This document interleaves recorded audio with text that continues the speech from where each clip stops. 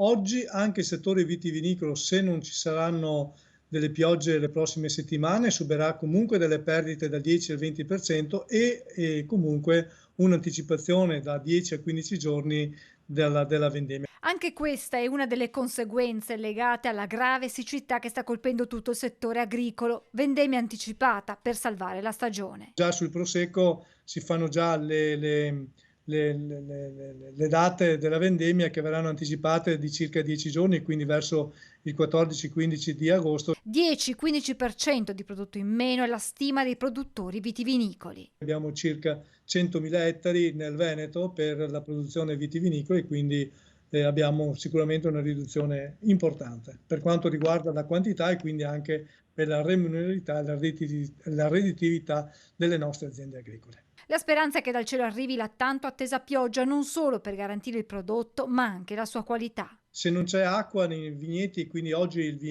la vite ha bisogno di acqua per portare a maturazione l'acino, ma soprattutto per dare quelle caratteristiche organolettiche che poi vengono trasformate in vino, abbiamo anche una riduzione della qualità. Oggi questo abbiamo solo una preoccupazione per quanto riguarda una riduzione della quantità. Dunque, se quella 2022 per il settore vitivinicolo verrà ricordata come la stagione con una bassa produzione, dall'altra si annuncia essere significativa per la qualità del vino. Nel momento in cui c'è una riduzione della quantità del prodotto, c'è una qualità maggiore per quanto riguarda il settore vitivinicolo.